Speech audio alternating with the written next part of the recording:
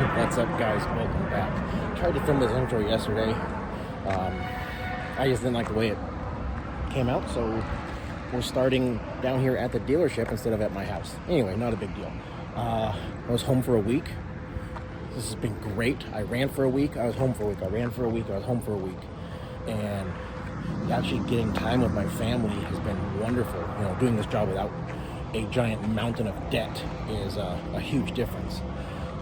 Finally got the plates. They came in, so I got those on the truck. Did a little bit more work on it, you know, getting it a little bit more dialed in. Remember, I got it legal when I first got it before I got to Indiana, but it wasn't quite right. You know what I mean? And it still needs a little bit of stuff. I need to go in and adjust the valve just because you need to do that on this truck. And to my knowledge, and to Chris's knowledge, it's never been done. And at 360,000 miles, it probably needs done. So I need to get in there and do that. I'm debating if I want to just swap out the injectors while I'm in there. That's the only reason I haven't jumped in and done it yet. Because if I want to swap the injectors, I need to buy those, and that's, you know, just $700-800. And well, I don't have that right now. I still need to get an auxiliary tank in this thing because remember, we started on the cheap. I was barely surviving at my job at O'Reilly's. You know, me and the wife were paying the bills, and we had a couple $100 that was not dedicated to bills every month. And we have 3 teenage boys at the house, so they ended up with most of that extra money. So trying to play catch up on top of skipping bills for a month so I can get this truck ready. We're finally back caught up current on everything, and this thing's just about dialed in. We're almost there. Either this run or the next one, I should be done with everything. That just depends whether or not I'm going to do the injectors. If I decide not to do them, then I'll be done this run. I'll get the auxiliary tank and I'm done. If I decide I do want to do the injectors, then it'll probably take one more run just because I need that extra money. Anyway, I saw them getting my camper ready to go, and if you guys liked the one that I pulled in the last video, you know, the one that was too big, even I said, this is too big, I don't want to do this regularly. However, because we're at that time of year, I took what I could get, and I ended up pulling that one that was too big. You're gonna love this one. Anyway, I see him bringing it up, so I'm going to get all my equipment out, get ready to hook this thing up, and I'll see you guys down the road. Oh, what a night. So, picked this camper up at down in Mesa, Arizona, and made it up here. I'm in Colorado, somewhere on a 2-lane. Wyoming's that way. That's where I'm headed. This thing's going up to North Dakota, and for whatever reason, both of my navigation systems have me on these little 2 lanes all the way up into South Dakota. I'm here for it.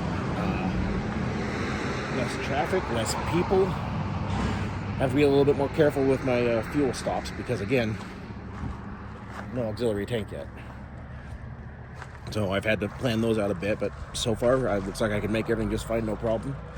And yeah. Now,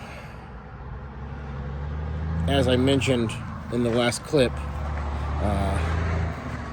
you know, there was a lot of, we'll say hate, just because I can't think of a better word right now. I just woke up.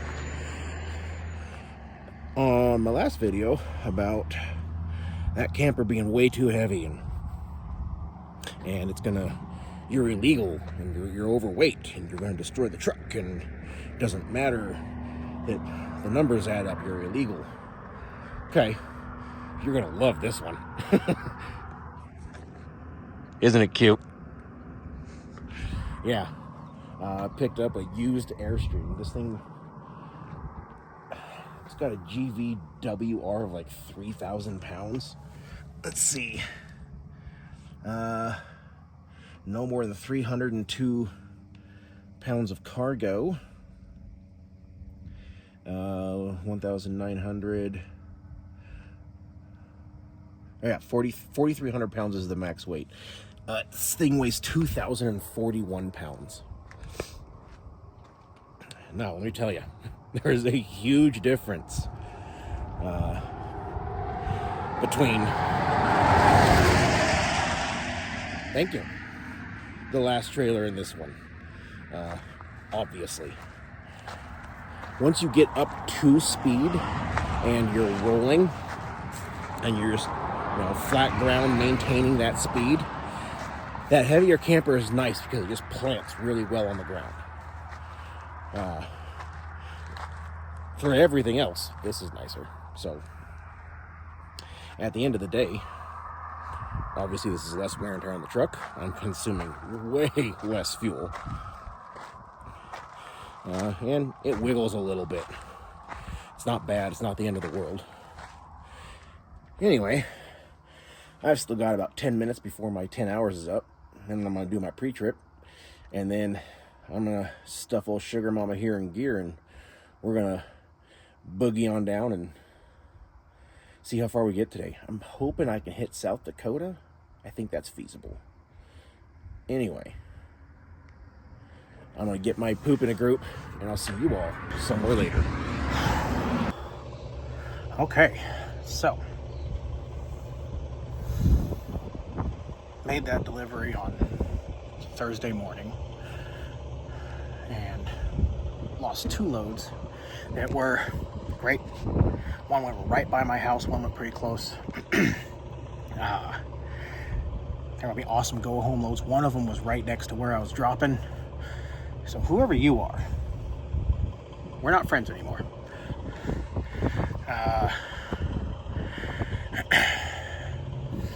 Decided to deadhead all the way here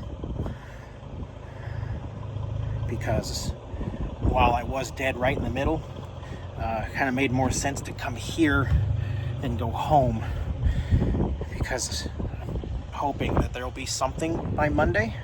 But I got very lucky. We have an auxiliary tank. It originally had a pump, deleted that, got rid of all the things that are associated to pump, put plugs in those holes so it's sealed up. It's supposed to be a 60-gallon, I think, from best I can tell looking at the tag. It's all faded and whatnot. But the dimensions and everything should be a 60. Kind of looks like a 60. I think it's a 60. That's going to give me 92 gallons. And Facebook Marketplace find $200. So with that, I am 9,800 into this whole truck. That's including purchasing, repairing, giving it its first service.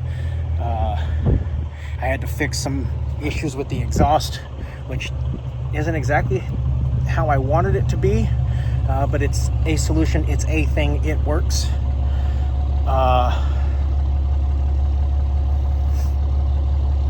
That's the hitches, the everything. Now, granted, Chris gave me some stuff, and then Daniel gave me some stuff too, and I already paid Chris the things that he would let me pay him for, and I'm going to pay Daniel probably this next load. Daniel's going to get paid for the stuff that he gave me. I included all of that, and then the things that Chris would not let me pay for, I went ahead and I included rough market value on those, and that puts me at $9,800 into this truck. So that's buying the truck. Oh, registration, title transfer, 10 grand.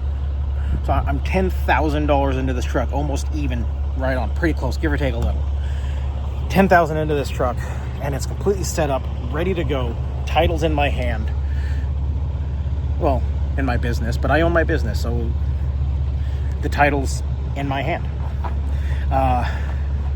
Anyway, here's a quick overlay of that one that I just did. So you can see I deadheaded down to my house, and then from that red dot up to B, that was the load. Paid $2,900 and something, and then deadhead down here. It sucks, it's that time of year, But it was okay. You know, I'm not horribly upset about it, just because I got great fuel economy on that trailer that I did pull. Anyway, you've seen me take massive monsters that maybe I shouldn't have. Well, one. And you've seen me take super light things. I've had a couple bumper pulls, a couple fifth wheels, and I'm 10 grand into this truck. It doesn't take a fortune. Now, can you buy the brand new truck? Yes. Can you buy the most expensive everything you can find to put in it? Yeah, you can do that too. You don't have to. By all means, if you want to, do it. Anyway, we're on the maiden voyage of this thing. I didn't quite fill it. I put 40 gallons in it. And we're going to see if it gravity feeds as it should. And we're going to see if it turns off as it should. And so I don't have a bunch of diesel running out of the cap here, or whatever, or out of some fitting on the tank.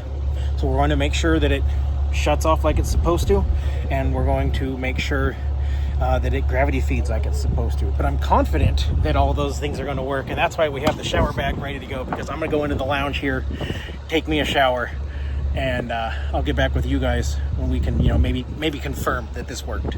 All right, I'll see you in a bit. All right, got a shower, feeling great. First, David in the white dually, thank you, sir. Loaned me the tools I needed and gave me a hand getting this thing in here. It works. That little bit of mess is because I opened the cap to see if it was full, and it was. So it works. Like I said, I just installed this a couple hours ago and wasn't sure that I had done it right, because I did it different than the other 2 times I've done a auxiliary tank. Instead of cutting the fill neck hose, which is right there, which would have been very easy to get to, hidden back, you can't really see it, but back there is like a one-way valve vent cap kind of thing, and mine was broke. Every time I filled the tank, it would leak. And once it got where it wasn't like super full, it was fine. So as long as it clicked off and you stopped, it was okay. But as soon as you tried to force that extra gallon or 2 in there, it would leak. I just hooked the hose onto that nipple where that vent was, and figured we'll see if it works. It works. It feeds in. It does not allow it to overfill, and there we go. I've got roughly 20 gallons left in this, and the tank is completely full, as you see where I took the cap off. Success. So now I just sit here until Monday and hope there's a load. But there we go. 10 grand. Sugar Mama is done. And now it's time to actually really put her to work. A little bit less just sitting at home doing nothing time, and a little bit more on the road time. But I'm not going to do like I did with the Streetwalker, and there will not be, a month, 2 months, 3 months at a time without going home. Nope. I might do 2 full cycles and then go home for a week or 2. Trying to get it pretty close to 50-50 working home time. We'll see how that all kind of washes out. And yes, I know that looks like stuffing. Working with what I got here. I don't have all the tools that I need, and I didn't have all the supplies and everything I need. I'm going to clean that up and make it look better. This is just to get it going. This has no tabs on the front or the back. It just has the side tabs, and there was a little bit of rock and I didn't like it, so I just strapped it in. I'm going to clean it up and make it look better when I get home. This is just hey, this is what I got for now. Cool. And that secures it up into the bulkhead of the bed, so it can't rock anymore. Anyway, that's going to do it for this video. I appreciate you guys, as always, coming along. And for those of you out on the roads, I wish you fair winds and following seas. Take care and have a great day.